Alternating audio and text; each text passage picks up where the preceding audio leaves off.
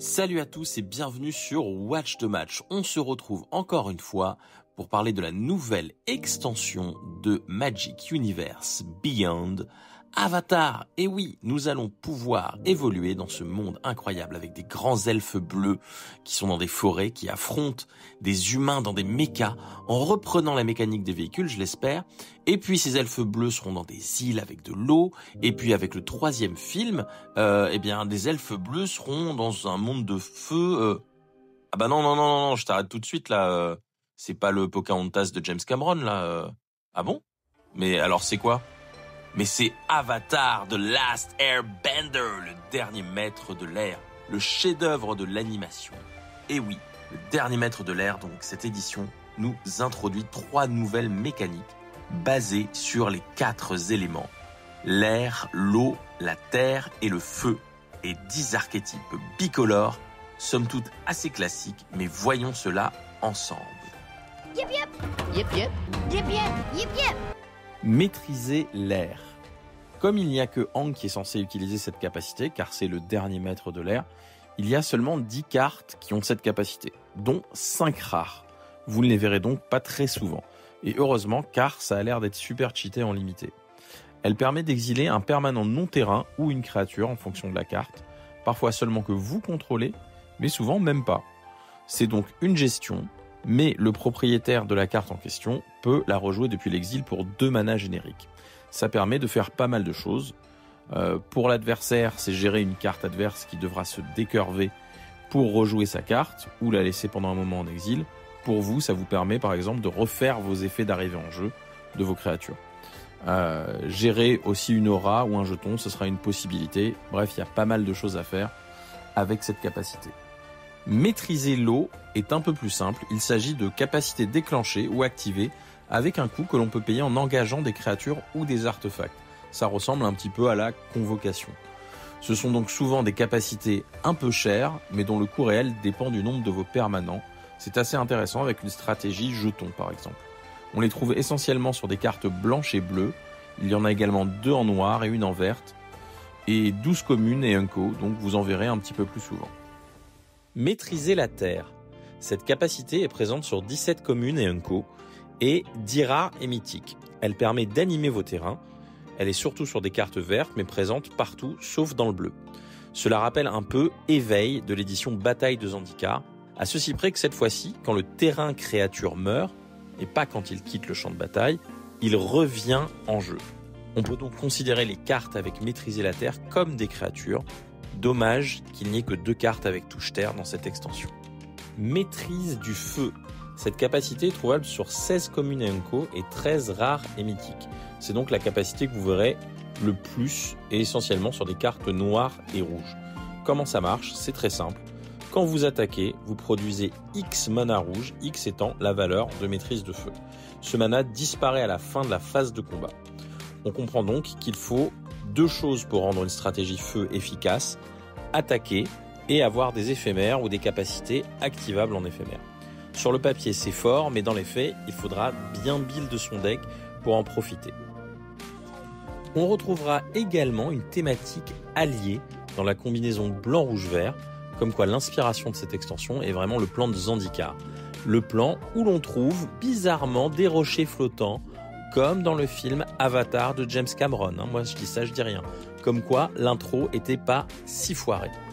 Allez, c'est parti pour les archétypes. Blanc-bleu, maîtriser l'air et voler. On revient au grand classique blanc-bleu-vol. À ma connaissance, c'est la première fois qu'il y a plus de cartes avec le vol dans une autre couleur que le bleu, car il y en a 8 en blanc contre 5 en bleu. Le plan est simple, attaquer avec des créatures volantes et temporiser la partie. Maîtriser l'air peut faire gagner énormément de tempo. Il faut jouer un petit peu de pioche, potentiellement des boons et des boosts. Il y a aussi plein de moyens de gagner un peu de points de vie, ce qui est toujours utile pour mettre la dernière sauce pour achever votre adversaire. Bleu-noir pioche. Je vais me répéter, mais les Universe Beyond gardent à peu près les principes des couleurs de Magic. Donc, bleu-noir pioche contrôle est un archétype assez classique. Il y a 7 cartes qui se déclenchent quand vous avez pioché 2 cartes et 8 qui posent des jetons indices, donc qui permettent de piocher en plus. Le plan est évident. Piocher plus de cartes pour submerger l'adversaire avec du card advantage. Remplissez le deck de gestion, surtout d'anti-bet, un peu de gain de points de vie, des cartes qui font du 2 pour 1, et épuisez l'adversaire, c'est ça la stratégie. N'hésitez pas à regarder vos cartes blanches, cette couleur est remplie de cartes qui soutiennent cette stratégie pour avoir une stratégie Esper. Noir-rouge, maîtrise du feu et assaut. Comme souvent, rouge-noir sera l'archétype de l'agression. Il sera fort en début de format car on ne saura pas à quelle vitesse il attaque, mais on va s'y habituer au fur et à mesure. On reste sur une stratégie simple, des petites créatures, des anti-bêtes. Si ce sont des blasts qui peuvent finir dans la tête de l'adversaire, c'est encore mieux. Si vous avez de bonnes cartes noir-rouge mais pas les moyens de jouer ultra aggro, regardez un peu le blanc. En effet, blanc-rouge est basé sur les jetons créatures et blanc-noir sur le sacrifice.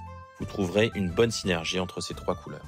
Rouge-vert, les tonzards, c'est fort. Rouge-vert monstre est aussi un archétype assez classique de Magic. Sans chercher à accélérer votre mana, essayez de monter un deck avec des créatures qui ont une bonne statistique de force et également une bonne statistique d'endurance. Si ça atteint 4 de force, c'est encore mieux. Maîtriser la terre vous y aidera car vous pouvez le faire sur un terrain qui est déjà une créature pour lui rajouter des marqueurs. Un peu de gestion, des tricks de combat, de la protection ou des blasts en fonction de votre pool de cartes et ça devrait bien se passer. L'important est de bien travailler sa curve et ne pas hésiter à mettre un peu plus de tour 3 ou tour 4 que d'habitude. Vert-blanc allié. En bon héritage des blocs Zendikar, blanc-vert vous invite à réunir des alliés. Attention tout de même, il y a des alliés dans toutes les couleurs, donc n'hésitez pas à splasher les meilleurs. Normalement avec du vert, car je pense que c'est le but de l'archétype. Et c'est là que c'est compliqué, car en fonction de vos couleurs, la stratégie va un peu varier. Mais normalement, c'est avec du bleu que vous jouerez le plus souvent. C'est aussi ici que vous trouverez le plus de marqueurs +1/+1. C'est utile de renforcer vos alliés. Blanc-noir sacrifice, encore un archétype classique au risque de paraître ennuyeux. Blanc-noir sacrifice de créatures ou d'artefacts, c'est assez connu, mais par contre c'est assez lent. Cette fois-ci, c'est à jouer plutôt comme un deck contrôle. Assez dur à jouer en AP aussi, car il vous faut assez de permanents à sacrifier et assez de moteurs de sacrifice. Heureusement, grâce aux 5 cartes noires qui mettent des indices, vous pourrez avoir de quoi sacrifier ou faire du card advantage. Normalement, c'est des cartes qui vont aller plus dans un archétype bleu-noir, mais ne vous gênez pas pour lui piquer. Ce sera beaucoup plus fort avec le rouge, comme souvent, pour avoir accès à plus de jetons. Bleu-rouge, entre sort non-créature et leçon.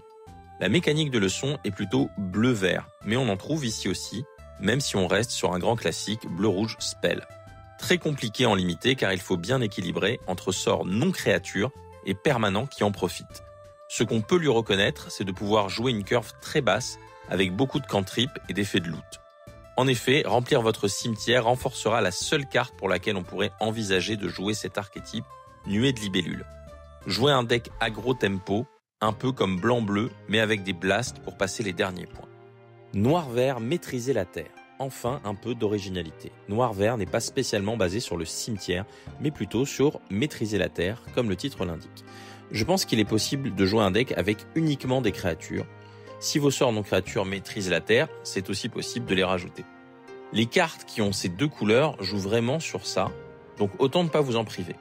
Petite combo rigolote avec cycle du renouveau qui permet de sacrifier un terrain créature puis le remettre en jeu. Vous pourriez avoir un deck stable avec les meilleures créatures, vertes comme toujours, et les meilleures anti-bêtes, noires comme toujours, tout en ayant un plan bien ficelé. Un petit sous-thème marqueur +1/+1 ne peut que renforcer votre deck. Rouge-blanc, jetons nos jetons en pâture. Et oui, encore un archétype qui est un grand classique, Boros jeton. Il suffit de remplir son deck avec des pondeurs de jetons, plein de boosts de masse, de la gestion en tout genre. C'est toujours efficace en AP car c'est assez difficile à contrer, c'est un archétype qui est très agressif. Pas besoin d'en dire vraiment plus, pensez juste à vérifier avant d'attaquer si vous n'allez pas perdre trop de jetons. Vert bleu, apprenez vos leçons. Dernier archétype, et celui-ci est assez original. On avait vu les leçons déjà dans Strixhaven, mais les cartes qui les jouaient étaient trop éparpillées dans les couleurs. Votre stratégie dépendra un peu des leçons que vous ouvrirez. Mais en gros, c'est un bon bleu-vert ramp tempo. Votre but est d'atteindre le late game plus rapidement que votre adversaire, afin d'avoir de quoi le tuer pendant qu'il est encore en train de se développer. Assez simple et efficace. Cela reste du classique, mais les leçons vous permettent de le faire un petit peu mieux. 2 informations utiles. Vous pouvez facilement splasher le rouge, et il est utile d'avoir un petit thème automeule, car certaines cartes fonctionnent avec les leçons du cimetière. Et si vous avez Maître Pacou, et assez de cartes avec Maîtrisez-l'eau, vous pouvez jouer le plan de meuler l'adversaire. Les artefacts et les terrains. Il y a peu d'artefacts et de terrains intéressants. On peut noter le fidèle boomerang qui aide les créatures qui ont besoin de s'engager, épée météorique qui est un anti-permanent, et les terrains qui se sacrifient pour piocher, qui sont jouables avec la maîtrise de la terre. Mais c'est tout. Autre petit truc qui me fait kiffer, si comme moi vous êtes fan du plan Kamigawa, c'est le retour des reliquaires. Il y en a un dans chaque couleur et ce sont des Unco. Et comme d'habitude, plus vous en avez, plus les effets sont dévastateurs. Si vous avez le courage, voire l'opportunité de jouer 5 couleurs reliquaires, vous aurez la médaille du beau jeu et de la ranquette. Attention, il faut toutefois noter que ces cartes, lorsqu'elles sont seules, sont vraiment très faibles. Donc si vous partez vers un deck reliquaire, pensez en avoir un minimum de 3. Et voilà, normalement, vous avez maintenant les clés de l'avant-première. Je vous souhaite une bonne chance pour vos AP, en espérant que vous serez aussi ardent que la comète de Sozin et aussi imprenable que la forteresse de Ba Sing Se. Et comme d'habitude, je finirai cette vidéo en remerciant mes amis de toujours, la boutique Troll de Jeux et Yumelia qui m'aide à réaliser ces vidéos. Allez, bonnes AP à tous et si ce n'est pas encore fait, pensez à vous inscrire.